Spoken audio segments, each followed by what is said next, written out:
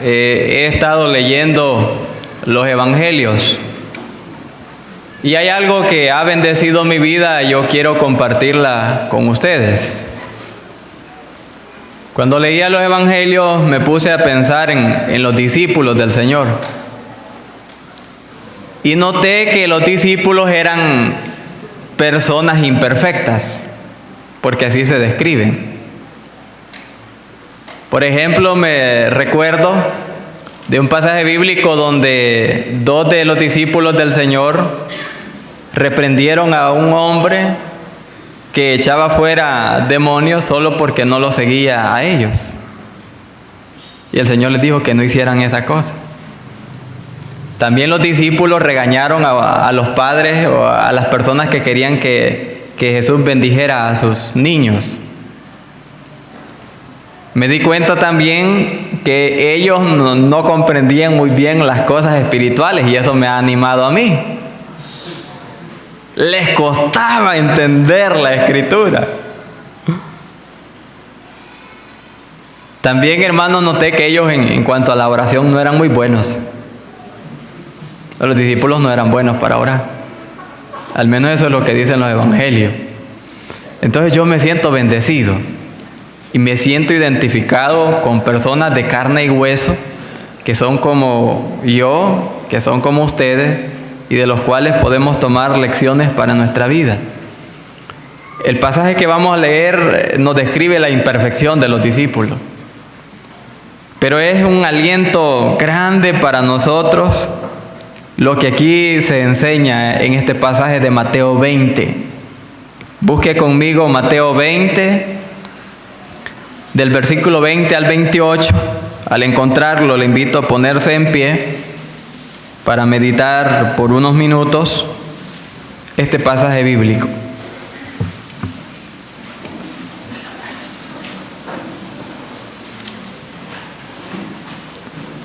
Mateo 20, del versículo 20 al 28, dice lo siguiente.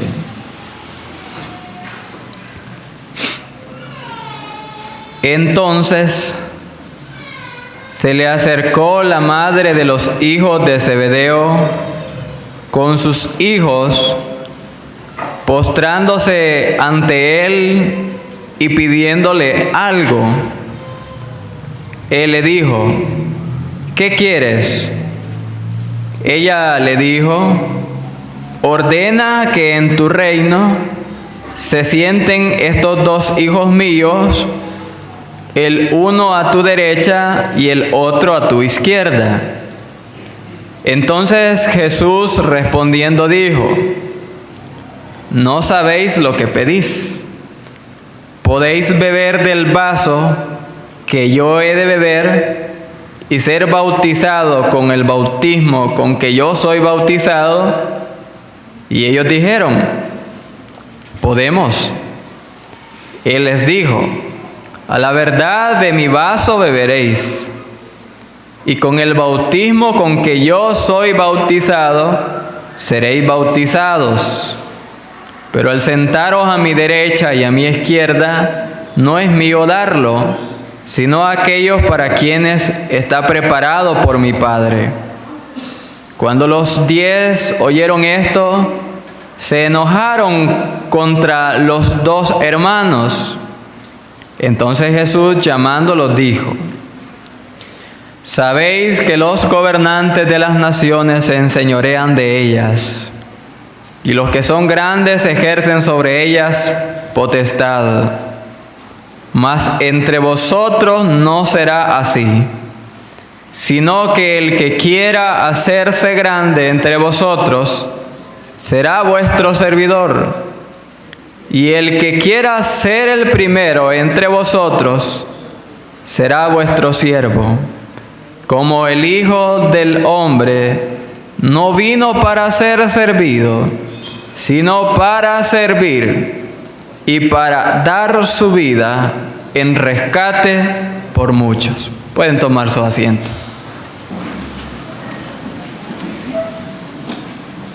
El tema bajo el cual vamos a estudiar este pasaje se titula Llamados a servir. La obra del Señor se lleva a cabo por medio de obreros voluntarios, es decir, personas que no reciben una ayuda económica por su servicio.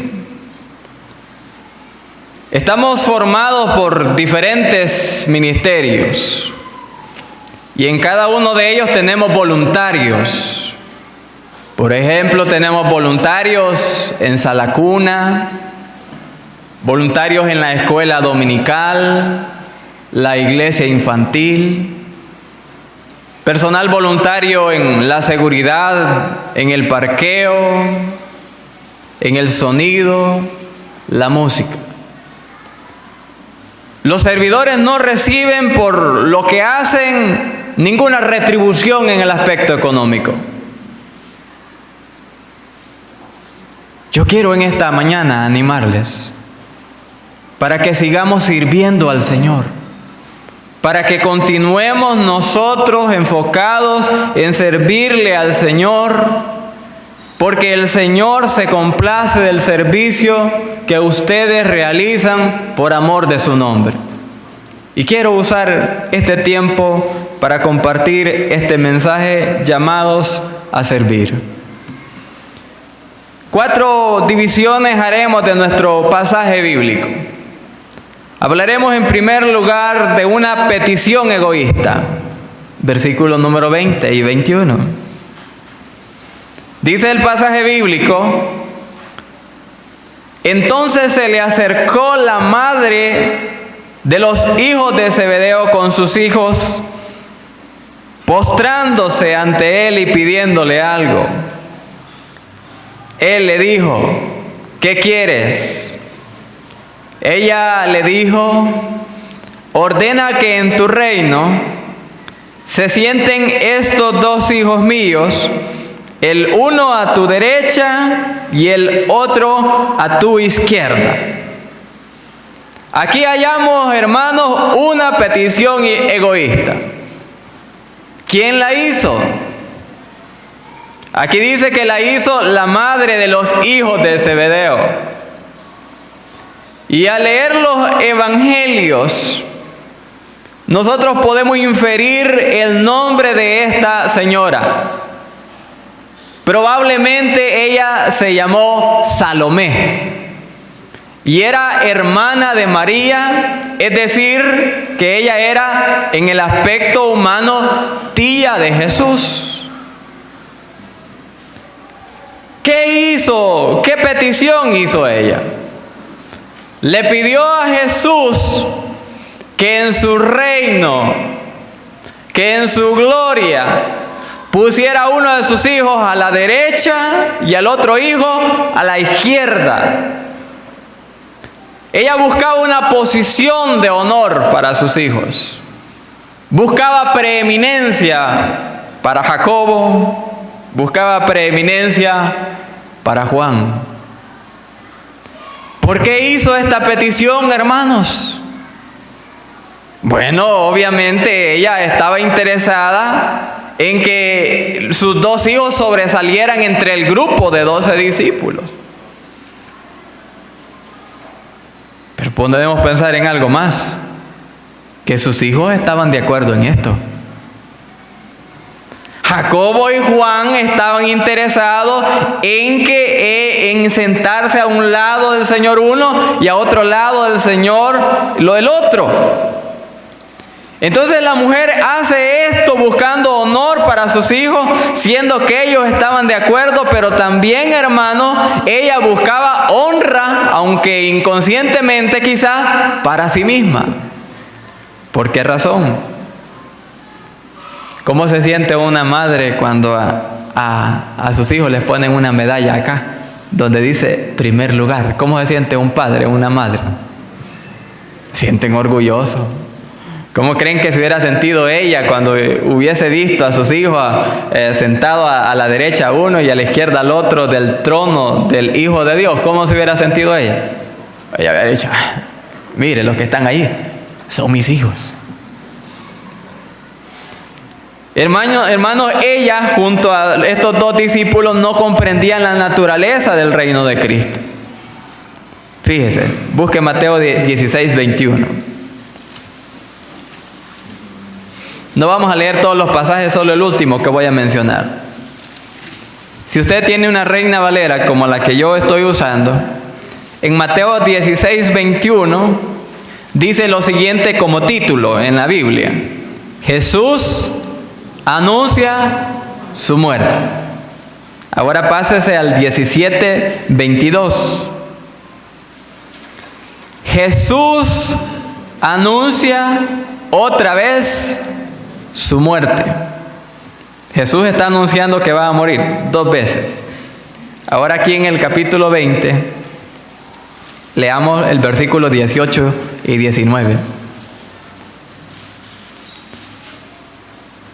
He aquí subimos a Jerusalén, y el Hijo del Hombre será entregado a los principales sacerdotes y a los escribas, y le condenarán a muerte, y le entregarán a los gentiles para que le escarnezcan, le azoten y le crucifiquen. Mas al tercer día resucitará. Fíjense en el enfoque de esta madre y de los discípulos. Ellos no estaban pensando que Jesús iba a morir. Estaban pensando que Jesús iba a reinar. Y no comprendían que de entre ese lapso de la muerte de Jesús hasta su reinado iba a existir un periodo extenso de tiempo. Entonces, hermanos, aquí hallamos una petición egoísta de alguien buscando preeminencia, buscando posición, buscando reconocimiento. Consideremos la respuesta amable de Jesús, de acuerdo al versículo 22 y 23. Dice el versículo 22. Entonces Jesús respondiendo dijo: no sabéis lo que pedís. Ahí viene una pregunta. ¿Podéis beber del vaso que yo he de beber y ser bautizado con el bautismo con que yo soy bautizado? Ellos le dijeron: podemos. ¿Qué está diciéndole Jesús con eso de beber del vaso y ser bautizado del bautismo con que yo soy bautizado? Jesús les está hablando de sufrimientos y muerte. Jesús les está diciendo: ¿acaso ustedes van a sufrir y morir como yo voy a morir? Y ellos dicen: sí, claro, por supuesto. Y hermanos, entendamos de que estas palabras anunciaban lo que iba a acontecer con los discípulos. Por lo que leemos en Hechos capítulo 12, el primero de los discípulos en morir fue Jacobo. Fue muerto. Y el apóstol Juan lo hallamos en Apocalipsis, exiliado en la isla de Patmos. Sufrieron por el Señor, pero ellos no podían comprender exactamente lo que Él les estaba diciendo en ese momento. Y les dice en el versículo número 23. Él les dijo: a la verdad de mi vaso beberéis, y con el bautismo con que yo soy bautizado seréis bautizados. Pero Jesús les hace comprender que eso de las posiciones en el reino no era algo de su competencia, sino algo que Dios había ya determinado. Porque dice: pero el sentaros a mi derecha y a mi izquierda no es mío darlo, sino a aquellos para quienes está preparado por mi Padre. Entonces, hermanos, aquí hallamos a los discípulos cometiendo el error que a veces algunos cometen, siendo creyentes. ¿Cuál es el error? Buscar posiciones, pero no como un medio de servicio a los demás, sino como un medio de exaltación propia para gloriarse, para gloria propia, para gloria de las personas. Consideremos en tercer lugar lo siguiente, hermanos. Y en estas dos últimas partes me voy a detener un poquito más de tiempo. A continuación, Jesús presenta un contraste radical entre los valores del reino de Dios y los valores mundanos. Miren lo que dice la Escritura a continuación. Versículo 24. Cuando los 10 oyeron esto, se enojaron contra los 2 hermanos. ¿Por qué se enojaron ellos? Porque también en el fondo ellos querían lo mismo y aquellos se les estaban adelantando. Miren los discípulos, hermanos. Por eso les digo yo que la vida de los discípulos es de mucho ánimo para uno. Eran personas que tenían lucha en su vida, tenían debilidades en su carácter. Pero Jesús los fue instruyendo poco a poco. Dice el versículo 25. Entonces Jesús, llamándolos, dijo: sabéis que los gobernantes de las naciones se enseñorean de ellas, y los que son grandes ejercen sobre ellas potestad, mas entre vosotros no será así. Jesús está haciendo un contraste entre los valores del reino de Dios y los valores mundanos. Y Jesús está diciendo de que la manera en que el mundo piensa es muy diferente de la manera en la que el Señor piensa en cuanto a las cosas. Pensemos, hermanos, en esto. ¿Cómo es el liderazgo mundano? ¿Cómo son los líderes del mundo? Bueno, puedo mencionar algunas cosas de ellos. Que ellos hacen cualquier cosa para poder llegar al poder. Y usted lo sabe, que las personas en su afán de poder, de gloria, de posición, no importa quién se les atraviese por delante, a fin de poder escalar la posición que ellos quieren. Pero hay algo más, y aquí el pasaje nos lo hace ver, de que este tipo de líderes, cuando llegan al poder, se sirven de la gente en vez de servir a la gente. Porque es una gran diferencia en la vida. Hay quienes se sirven de la gente, mas no sirven a la gente. Hay personas que únicamente usan a las personas, las manipulan, les inducen, les meten ideas, pero no porque estén interesados en ella, no porque les importe en su familia, sino únicamente para lograr escalar y alcanzar aquello que está dentro de su corazón que tanto ansían. Y hermanos, este tipo de líderes tratan a las personas con dureza. Miren, ¿cuál es el hombre más sabio del Antiguo Testamento? ¿Quién? Salomón. Ahora dígame usted, ¿cómo se llamó el hijo de él que quedó como rey? El rey Roboam. La Biblia enseña lo siguiente en cuanto al rey Roboam. Cuando muere Salomón, había inestabilidad política dentro de Israel. Inestabilidad, y cierto, la gente no estaba a gusto, no estaba conforme con el reinado anterior de Salomón. ¿Por qué razón? Porque a fin de poder pagar todos los lujos que tenía Salomón, explotó al pueblo. Trató con dureza al pueblo.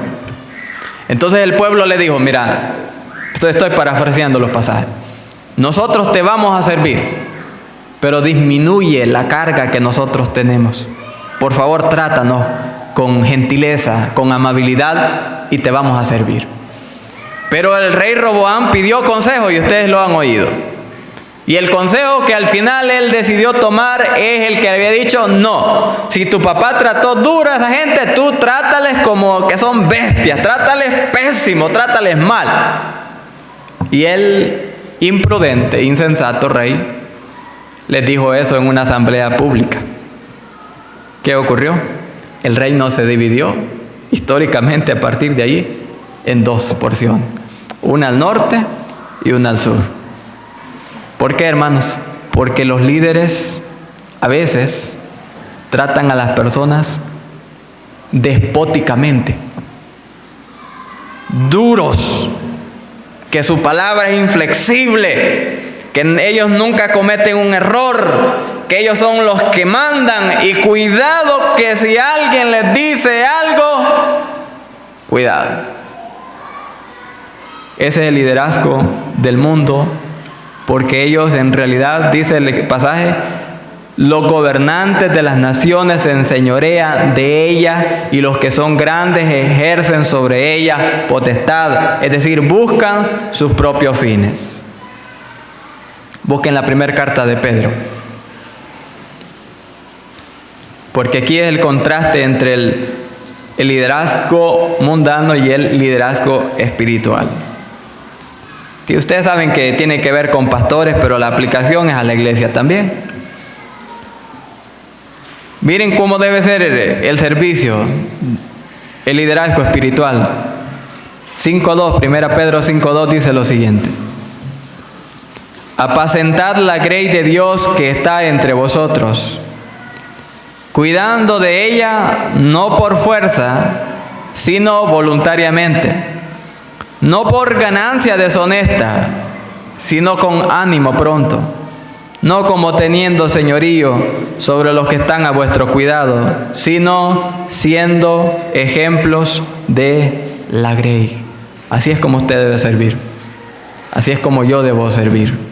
Usar el privilegio que el Señor nos ha concedido para hacer una bendición a las demás personas. Regresamos a Mateo capítulo 20. Entonces Jesús les dice, así son los líderes mundanos, pero les dice, así deben ser ustedes. Versículo 26. Mas entre vosotros no será así, sino que el que quiera hacerse grande entre vosotros será vuestro servidor, y el que quiera ser el primero entre vosotros será vuestro siervo.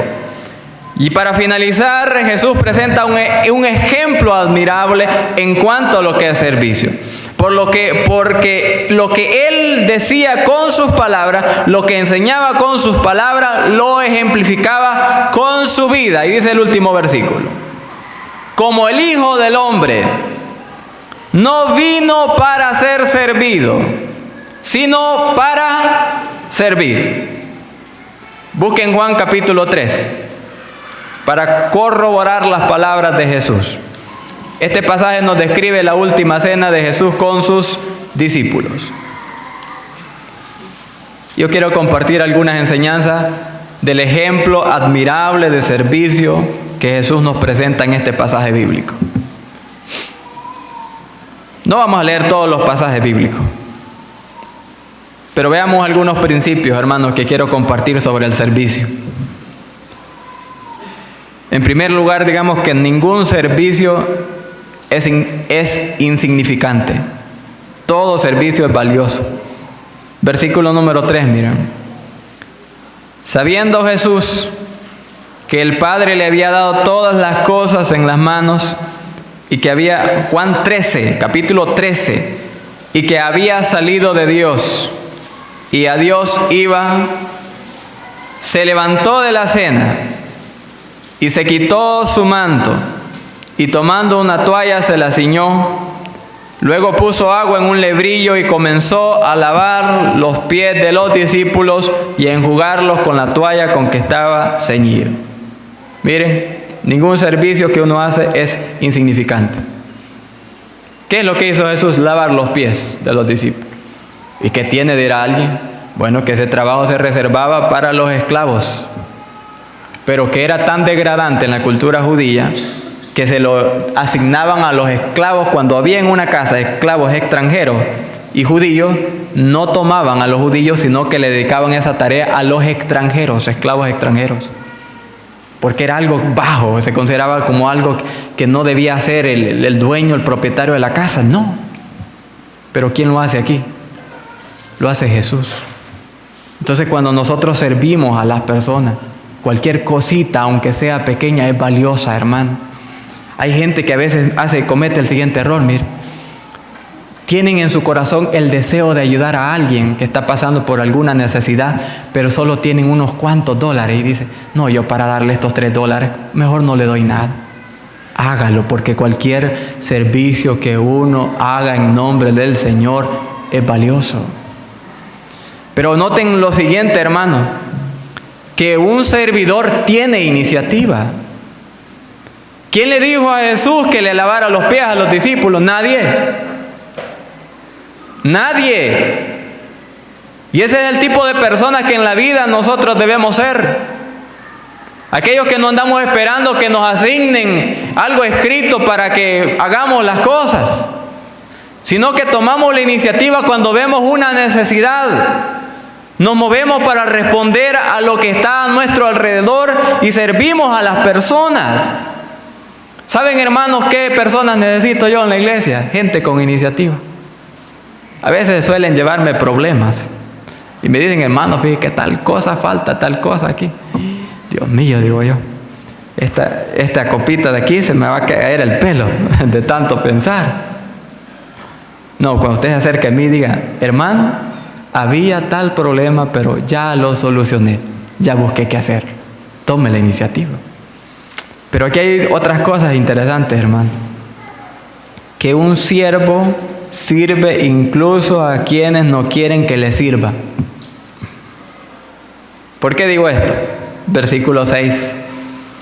Entonces vino a Simón Pedro, y Pedro le dijo, Señor, ¿tú me lavas los pies? Pásense al versículo 8. Pedro le dijo, no me lavarás los pies jamás. Jesús está queriendo servir a Pedro, pero Pedro no quiere que Jesús le sirva. Y hay personas que ilustran la actitud del apóstol Pedro, personas a quienes usted busca hacerle bien y ellos no quieren permitirse. Pero aún a este tipo de personas usted debe servirles, hermano. Y yo quiero decir lo siguiente, siempre lo digo cuando tengo la oportunidad de hablar con alguien. Cuando alguien quiera hacer un servicio a favor suyo, nunca rehúse. Porque usted impide que Dios bendiga a la persona que tiene en su corazón el deseo de servirle. Hay personas que dicen, no, hermano, no se preocupe. No, hermano, no haga eso. Hermano, hermana, no haga eso. No, hermano. Deje que le sirva cuando alguien tiene el deseo de hacerlo. Y aquí va un último, miren, hermano. Que un siervo sirve incluso a quienes le aborrecen. ¿Por qué digo esto? Porque en esta cena hay 12 discípulos. Usted lea el pasaje bíblico. Y hay uno que se llama allí Judas Iscariote. Y a Judas Iscariote Jesús le lavó los pies. Porque humanamente hay una tentación y debilidad en algunas personas de que quieren hacer bien a quienes les hacen bien. Pero hay que hacer bien incluso a aquellos que le aborrecen a uno, porque así lo hizo Jesús.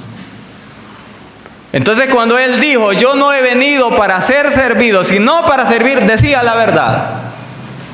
Y nosotros en la vida debemos ser creyentes maduros, dominados por el Espíritu o gobernados por el Espíritu y llenos de amor en nuestro corazón para servir a este tipo de personas. Porque usted no puede rehusar ayudarse. Bueno, puede, pero no debería. No debería rehusar de ayudarse a aquel que está en necesidad, aun cuando usted sabe que no le agrada. Hágalo.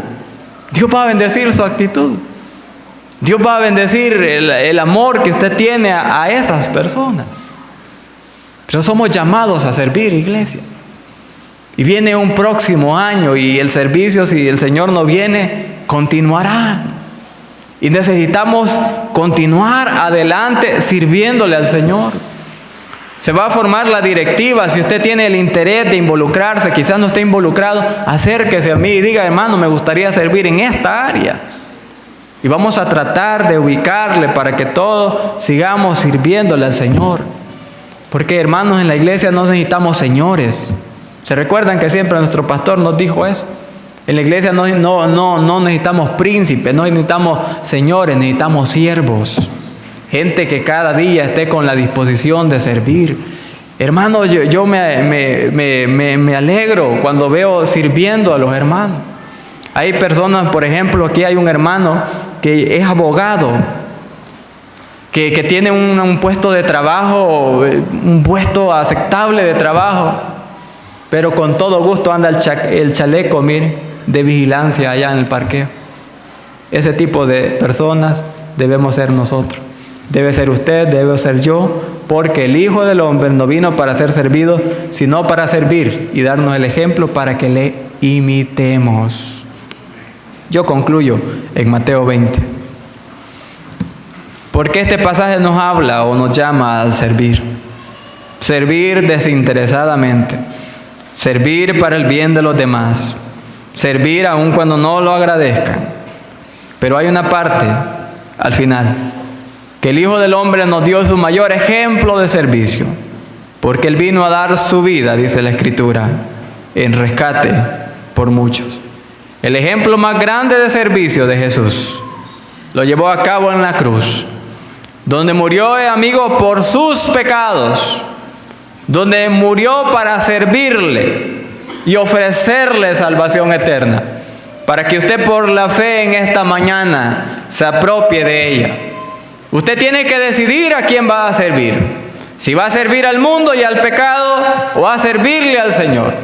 En esta mañana yo le animo con todo mi corazón que le sirva a Jesús, porque Él le sirvió a usted yendo a la cruz para garantizar y hacer posible su salvación personal. Oremos en esta mañana. Señor, aquí está tu palabra. Y ella, Señor, contiene verdades sencillas de aprender. Y yo sé que el Espíritu de Dios puede compensar mi falta de explicaciones claras para que tu pueblo, Señor, entienda tu palabra. Señor, miramos aquí a una mamá, a 2 hijos, en sí a todos los discípulos, interesados en posiciones, buscando prestigio, poder, autoridad. Pero con mucha ternura, Jesús corrigió su error y les hizo entender, Señor, que los valores del reino de Dios son muy diferentes al mundo. En el mundo, Señor, el líder es el que gobierna. Nadie puede decir nada. Busca sus fines egoístas. Pero en tu reino, Señor, el más grande es aquel que quizás nadie ve lo que hace. Es aquella persona, Dios, que no anda publicando cuánto bien hace a otro, pero cada vez que tiene la oportunidad lo hace. Señor, yo oro para que ese corazón de siervo sea puesto en mí primeramente y también en cada uno de mis hermanos en esta congregación. Que seamos una iglesia servidora, Dios. Que aun cuando falten los aplausos, el reconocimiento, la ayuda económica, no nos falte, Señor, el amor hacia la gente, el amor hacia el prójimo. Señor, aquel amigo que está aquí sin Cristo, llámalo a ser salvo en esta mañana. Porque tú viniste no para ser servido, sino para servir y dar tu vida en rescate por muchos. Y esos muchos, Señor, son aquellos que están en este santuario también, a quienes les amas profundamente y prometes salvarlos si confían en ti. Mis amigos, sírvanle al Señor y nunca se van a arrepentir de esta decisión. No hay mejor manera de vivir la vida que sirviéndole a Él, porque Él es un amo paciente, un amo misericordioso, un amo lleno de amor y compasión. Es digno de nuestro servicio. Y usted puede servir a Jesús y comenzar a hacerlo en esta mañana. Si hay entre nosotros algún amigo que quiera entregarse a Jesucristo, en esta mañana usted puede hacerlo. Usted usted es llamado a servir y tiene que escoger, así como dijo Josué. Escogeos hoy a quien sirváis. Si a los dioses a quienes sirvieron sus antepasados o al Señor. Pero no importa, dijo Josué, a quienes ustedes quieran servir. Yo y mi casa vamos a servir a Jehová. Decídase servir al Señor en esta mañana. Decida hacerlo. Y yo quiero invitar a toda esta congregación para que en nuestros corazones seamos siervos y hagamos el bien a toda persona. Quizá usted se ha sentido tentado únicamente de favorecer a quienes le favorecen. No. Hagamos lo que dice la Escritura.